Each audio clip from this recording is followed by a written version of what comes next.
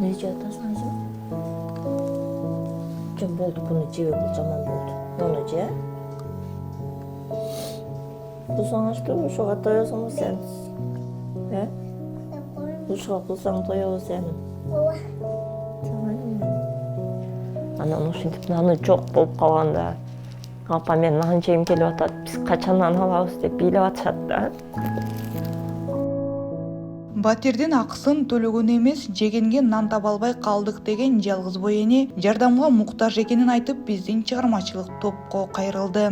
30 жаштагы Айзат Маматназар кызы учурда 2 баланы жалгыз өзү тарбиялап келет. Кызы 6 жашта, уулу 4 жашта. Буга чейин ал жеке бала бакчада бала багуучу болуп иштеп күн өткөрүшкөн. Учурда ишсиз калган. Азыр ошо 2 балам менен ушул жерде жашайбыз, квартирада почти 1 ай болуп калды. Мурунку квартирабыздан бизге акчасын төлөй албаган үчүн бошотуп коелай деп чыкканбыз да. Анан азыр бул жакта пока жумушка чыга элекмен, 2 бала менен турам бул жерде. Эч кайсы жерде иштей элекмен азыр. Ошо балдарымды карашкан, эми буларды садикке, буга чейин садикке кошо алып барып иштеп жүргөм да. Анан садиктен булардын тамак ашы бар, жеген ичкени бар. Буларга да баласын, ар бир баланын акчасын төлөгөн акчага төлөш керек дейт. Эми садикте 7 000 төлөсөң, 2 бала 14 000 төлөш керек болуп калат экен. Ошо бала менен уруксат берген жок да иштегенгече.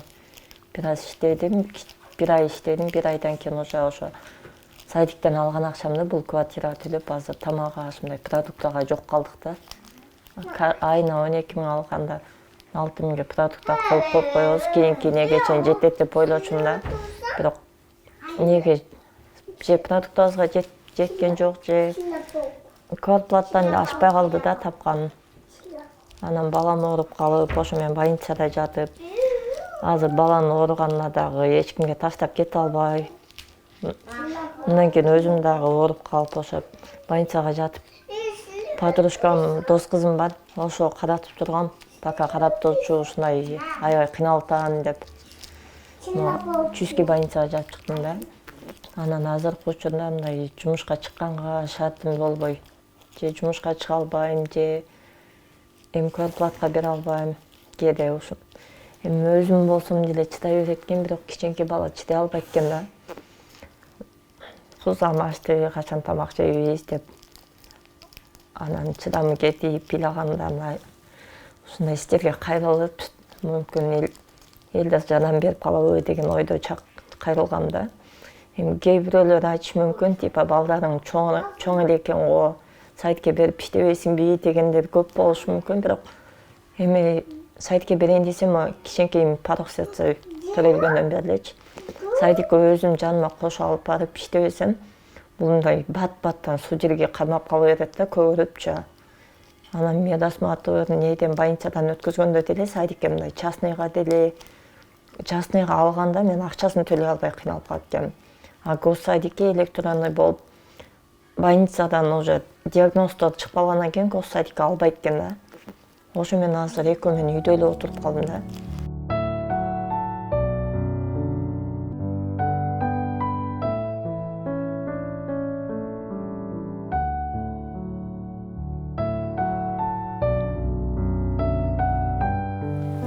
Ушул продукттан бар эми горохту балдарым жебей коюшту, кайнатып берип. Бир эле макарон бар, макарон дагы мындай картошка менен пияз менен куруп суюк тамак, макарон палоо кылып берип аткам. Анан кечээ акыркы майымды кылгам, продуктагача майыбыз да калбай калганда. Мына кечээ ушинтип акыркы майыбызды кылгам, бүгүн кичине 1-2 картошка алып куруп берем деп кичине майым сактап отурам. Эми өзүм жебесем деле главный ушулар тойсо болду экен да. Анан акырында уже мындай продуктабыз калбай калганга, могу холодильнигимди лалофого сатыкка чыгаргам. Ушуну сатып бир 10 000 болсо дагы, 5 000 болсо дагы ушуларга несин продуктасын, анан бутуна уже суук түшүп калды, бут кийим жок да. Анан ошого экөөнө бирден бут кийим менен эки кулса тоюшунча кичине продукта кылайын деп сатыкка чыгарам, бирок сатып өтө элек да. Жолдош менен уже 4 жыл болду ажырашканына. Андан кийин биз жолу турмушка чыктым, экинчи турмушума. бирок ал экинчи турмуш баары бир болбойт экен, бирөөнүн баласын бирөө карабайт экен да. Анан ушул балдарымды мындай кыска айтканда өгөйлөп, мындай кол көтөрүп, уруп, сабап эле менин көзүмчө аябай мындай чүнчүктүү берди да. Ошодон өзү орукчан бала болсо, анан мен бир эркек мен жашайм деп баламды сабатып коюп, карап чыдап жашай алган жокмун да. Экөөбүз көп жашаган жокпуз. Бир 2,5-3 айдай жашадык, ажырашып кеттик кайра. Кайын журтумдан эч кандай жардам жок. Даже ушул балам боюмда болуп 7 айлык болуп төрөгөндө больницадан өлөт деп чыгарып койгондо деле чакырдым, барып ушундай бала ушундай болуп атат, хотя бы больницага келип бир карап койгулачы, жардам берип туруп. Жардам бербесиңер дагы просто келип карашып тургула, больницада карап. Мен өзүм иштеп, өзүм дары-дармек, ким катсын алып таап турайын десем, такыр мындай келип не кылган жок да, кабар алган жок. Ошол боюнча эле кабар албайт, жардам бербейт. Өзүмдүн атам болсо, атам бар, апам кыз болуп калган. Анан атам азыр башка аял алып, башка менен жашаган үчүн ал деле өгөй болгонго батпайт экенсиң, балаң делечи. Балдарымды детдомго өткөзүп сал, балдарымды же өзүң бак деген күндөр болуп, азыр бала менен үйгө деле батпай калдык да. Үйгө алып барсаң, өткөзүп сал детдомго, мен бакпайм, мен карабайм дейт. Эми өзүң атам болсо деле баары өгөй эне башка экен да, батырбайт экен.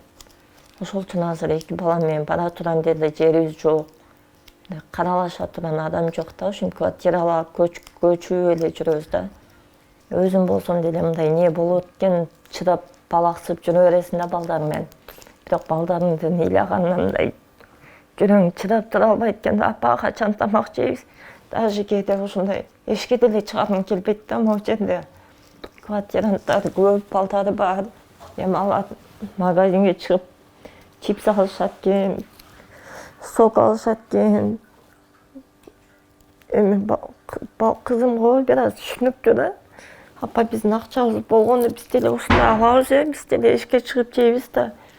Эшикте банан көтөрүп келип калышат. Эми алар жаш бала болгондон кийин жанакындай эшикке чыгып ойносо мындай кыйналып, көз каранды болуп калбасын дейм да. Эшикке деле такыр чыкпайт, үйдө эле отурат, ошо телефон коюп берип коем, телефон көрөт. Анан соседтер 2 бала менен эле отурат келсең деп кээде кичинеден. Могу жерде бир эле соседти тааныйм, ошол кече тамак берген. Күндүзгүсүнө үйдөн кылып берген макырык продуктарымды кылып, кече макарон менен 1-2 штук картошкам калган экен, ошону кылып берген. Наны жок эле, ошону ичип алышты да. Анан ушинтип наны жок болуп калганда, апа, мен нан жегим келип атат, биз качан нан алабыз деп бийлеп атышат да. Чоң кызыма түшүндүрүп айтып койсоң түшүнөт да. Биздин бул жакта магазин карызга жазбайт дейт да. Карызга жаз, эртең мен иштейин, анан көп алып берем, банан алып берем деп алдап койсоң, эртең алат экенбиз деп ишенип, ушинтип балаксып калып калат. Даже бүгүн деле чай, бүгүн деле тааткандан бери эч нерсе берген электин да.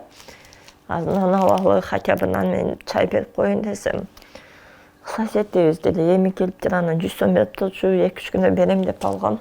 Неге экенин деле сураган жок да. Неге экенин деле айткым келген жок. Эми бир жагынан уялдым да, наныбыз жок, отурабыз, нан алып туралы депчи. Ушу бүгүн эле биринчи жолу сурадым буга чейин.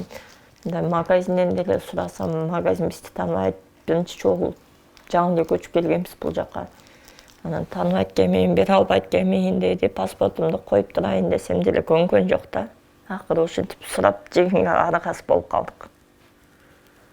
Өзүм иштейин десем, бул экөөнү үйдө таштаган эч ким жок. Садикке берейин десем, садик кымбат.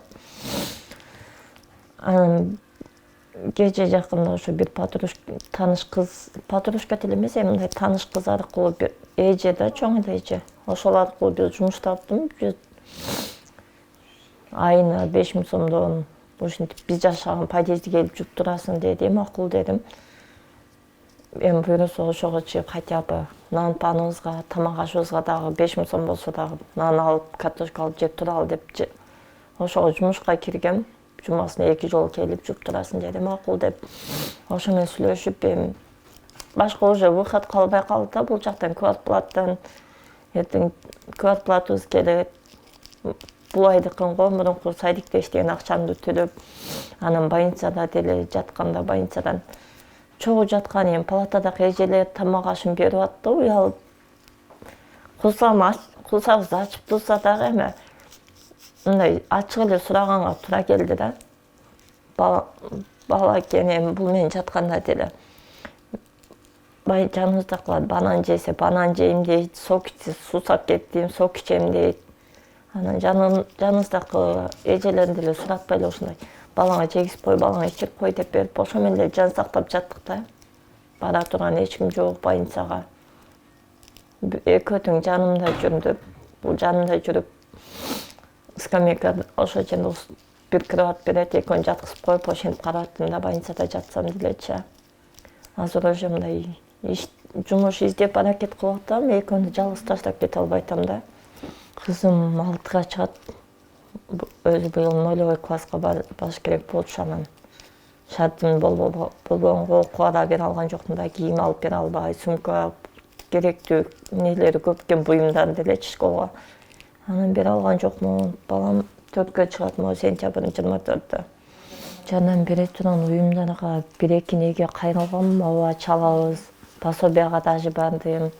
Ушундай документтерди чогултуп, сен мындай прописка керек деп, бул жакта постоянно бир үйгө пропискага туруш керек экен. Ал пропискага деле каждый адам кое бербейт экен да. Же пособие ала албайбыз, же мындай эч кандай жардам ала албайбыз да, өкмөт жактан, же мындай не жактанчы, кайын журттан, же өзүмдүн туугандарымдан эч кандай жардам жок да. Азыр болгону күнүмдүк пол жуусам дагы, же бир кебитте мындай не чыгып калат, тааныштар аркылуу эле келип үйүмдү актап берип кой, үйүмдү жыйнап берип кой деп. Эми алар детский кийимдерди берет, өзүмө кийимдер берет. Ошо менен же буларга кийимин алып бере албайм. Ошентип ким не берсе ошону жеп ичип, ошо менен кийгизип коюп эле жүрөм да азыр. Акыры уже азыр такыр мындай айлабыз кетип калды да. Ар ким ар кандай ойлойт экен да. Эми сен алтысаның аман экен, иштеп албайсыңбы, анан күйөнүм не кыласың дегендер болот экен да. Кээ бирөөлөр чыгышы мүмкүн, сен балаңды бага албасаң бизге эле берип койбойсуңбу деп. Ушуга чейин бизде болду да, ушундай ситуациячы. Больницада жатканда деле ата-одиночкамын, ушундай квартирада турам десем, балаңды бер, мен багып алайын, эч нерседен кем кылбай чоңойтом дегендер болду. Анан азыр эми ушунча 4 жыл болду, 4 жылдан бери алышып келип туруп баламды берип коюш деле мен үчүн аябай эле кыйын да. Айла жок, хоть квартирада жашасам дагы, хоть көчүп жүрсөм дагы, ушуларда кичинекей бир сындырымдан болсо да ушу экөө жесин, экөөнө бөлүп берип коюп өзүм чыдап жүрө берем да. Ошондой убакыт деле болуп атат. Анан ошо кайрылайын дегеним мындай. Мейли үй же мындай үй алам же жер алам деп айта албайм. Эми хотя бы мындай продукттар, квартплаттан же ушу детский кийимдер болсо деле аябай 10 сом, 20 сом болобу, же детский бут кийимдер болобу деги эле азыркы мындай жылуураак кийим болсо деп кайрылат элем да. Азыр зимний мына суук түшүп алды, балдар уже резинка тапочка чейин жүрөт да. Анан эшикке чыкса көрөт балдарымды. Апа мага деле ушундай туфли алып бериңизчи, мага деле ушундай бот салып бериңчи деп жалдырап, мындай эшикке чыгып жалдырабасын дейм да, үйдөн чыгарбайм. Эшикке чыкканга бут кийими жок, көчөгө чыксаң деле мындай летний резинка тапочкасын кийгизип алып, баба сага алып берем деп коюп чыгам да. Азыр ошо кайрылайын дегеним мындай детский кийим болобу же продукттар болобу, мен үй алышым керек, жер алышым керек деп эми план ушуларды кылса ток болсунчу дейм да.